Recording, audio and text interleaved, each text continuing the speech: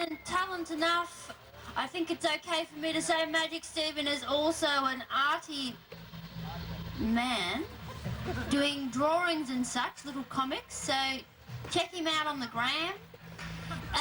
Next up, we've got another act coming up for you now.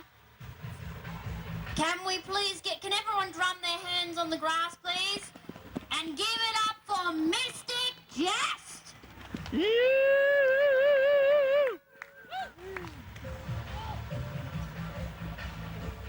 Thanks, Freddie.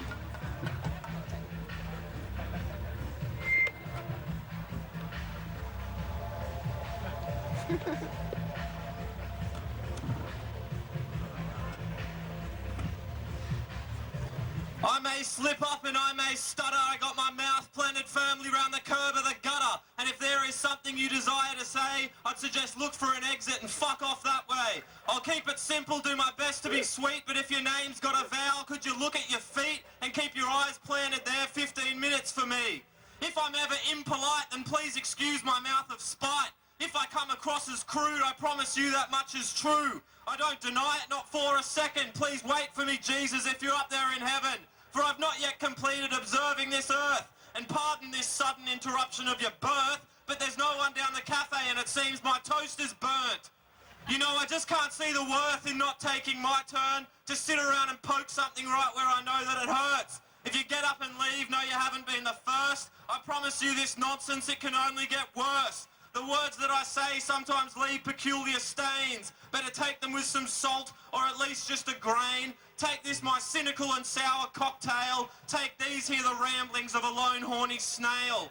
It's an egregious allegiance to the dysfunctionally rambunctious, the intolerant conglomerate and their mischievous new achievements. The diabolically philosophical, slightly deranged though pleasant when possible. It's a devastating devotion to a darkness deemed unstoppable. The blind faith is improbable, but the Kool-Aid tastes phenomenal.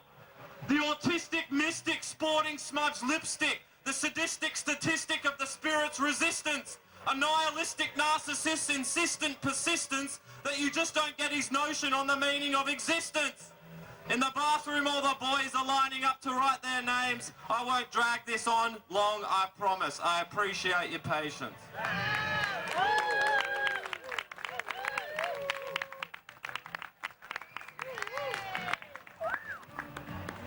Alright, my dancing dying horse.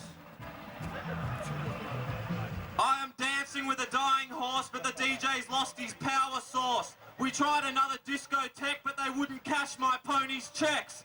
So we went back where there was no music, just interspecial psychic movement. We thinned the crowd to no surprise. I watched that pony come alive. We moved like it was 1960. In the heat of it all, I think she bit me, but I shrugged it off. We carried on, for we had found our Babylon, where the morbid tune of death's decree had grown all but silent, at least to me. I forgot tonight that I'm not the one blowing kisses to the reaper's gun. Although Horsey assured me that she'd had her fun, I struggled with the thought that our time was now done. Death and my pony, they slowly walked out. When the power resumed, the DJ foamed at the mouth. For when the lights began to flicker, the dance floor scene had made him sicker than huffing glue or sniffing paint. He excused himself and he began to faint. Then he lunged at me in a fit of anger. I heard someone scream, "This song's a banger." He asked, "Who stole your dancing creature?" I said, "Heaven called, they needed a preacher. One who moves like a loaded gun, one who cries like the sullen sun." And there was no earthly choice, of course, except my dancing dying horse. He fell to his knees, he begged now for rest, but that DJ's next song was at my request. So I dragged him up into his booth, had to perk him up when I yanked out a tooth. Screamed, "You're the star of the show, at least till 11. He said, "I think I hear your horse up there preaching in heaven."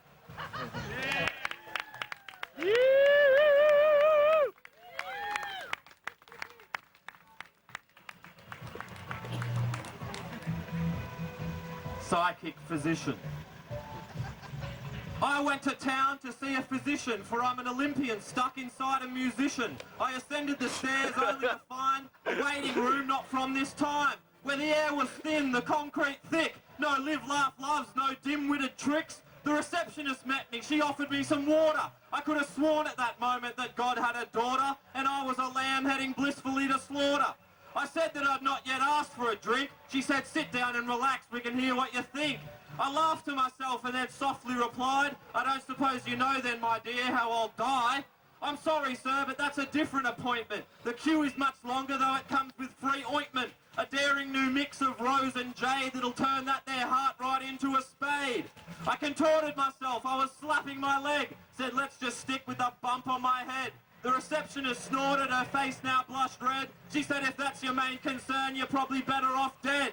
And at that moment, the physician walked out. He said, son, I don't like what you're about to shout. And frankly, what else you're thinking about, I should call police and have you arrested.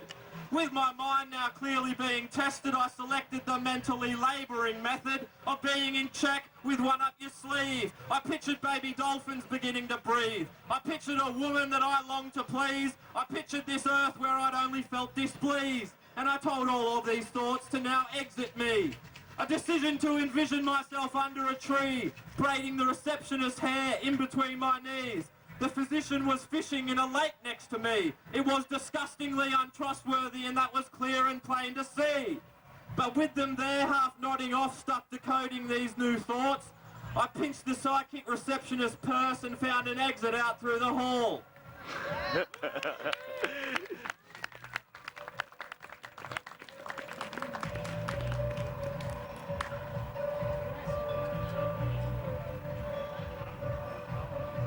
This is God's favourite bastard child. I'm a second-hand piece of chewing gum, a parasite living off of your oxygen. A crowd of applause in a room with no doors. An earthly destruction still under construction. An unhealthy assumption, a crash at the junction. A disused machine that has no real function. A thank you to someone who's just begged your pardon. A grand act of larceny, no walk in the garden. Tonight we're crawling on hot rocks, coals and ash. Forget the talks of peace and make a run at the cash. A sloppy and unwanted, somewhat violent pash with the man outside your complex sifting through your bag of trash. You leant on me and it broke my knees. The stillborn child seemed strangely at ease. Out here you do just as you please, but please could you not look at me? It's a fairy tale ending for the man with no beliefs. The thief that says please to the hangman's relief. It's not such negative vibrations if you'd rather be deceased. A whisper that's been eavesdropped, a star that has exploded, a car that's burning down the ridge that no one yet has noticed. A soliloquy and a sudden breeze, ominous light creeping in through the trees. We were brought to our knees by the one who said please, who looks you in the eye so that you know what he means. I'm the incurable disease that you now consider sacred. The car you bought it once had worth, but it's since depreciated. Give it a name, call it disassociation, or an absurdly affectionate act of public masturbation. The sacrificial offering that ends up being wasted, though thankfully my misery is since alleviated. There's a certain liberation in such social isolation. You're convulsing in frustration, I'm on tropical vacation. I made my peace with God, it took a hand job at a bus station. He was nervous and perverted, but I persevered with patience. I'm a vile secretion of waste that started oozing from your basement. A stench so real you taste it, but you cannot quite place it. Deliver me from evil so I can return to her again. Me and Madam Misery, we're crooning on a love song. It's the artist's new creation that you cannot turn away from. An exciting curbside sculpture of some recent human waste. Someone stops you on arrival just to strike you in the face. An ornament of grace that disappeared without a trace. An open can of mace inside a holy sacred space. You say you're scared for the future, while I'm a pathetic, depressive computer. I'd say there's not much there that I could dispute. Let's troubleshoot and try a reboot. A misfired, malfunctioning missile in orbit. The bed bugs aren't gone, they're just laying dormant. He left a knife in the informant and called it parasite adornment.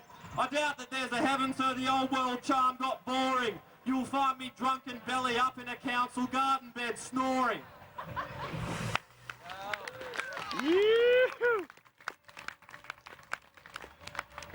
Last one, and it's a true story.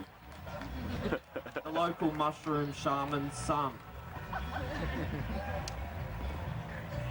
The local mushroom shaman's son's been riding his new Harley Davidson. He threatened me with the biker's boot. The only leather I saw were his old school shoes and a purse to hold a gram or two of his father's famous shrooms.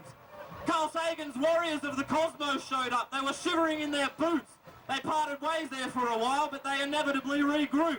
I was told they couldn't opt for the simple aim and shoot. The shaman's son had a rather impenetrable attitude. I agreed that the biker's staunch was hard, but with the right amount of force, you can shatter any glass. Besides his daddy-o's mushrooms and grass, the bastard's been nothing but a pain in the arse. See, Sagan's platoon, they didn't see it that way. Said we're domesticated cane toads and he's just some feral stray. The kind you line up with a golf club in a matter-of-fact type way. I think they tried to call him over, but he only ran away. I proclaim, I guess all his father's hard work had paid off. He looks like some kind of crust-punk Hasselhoff, the psychedelic element of being unconscious in a trough. I arrived on a stone pony, she heard the bike and galloped off. The ever-persistent group, the Scissor Sisters, came on the scene playing hits like it was nobody's business. It was truly a shame for the show to be missed by the shaman's son spasming into some kind of fit. A few of us looked over, then I heard somebody say, I guess he don't feel like dancing, no sir, no dancing today.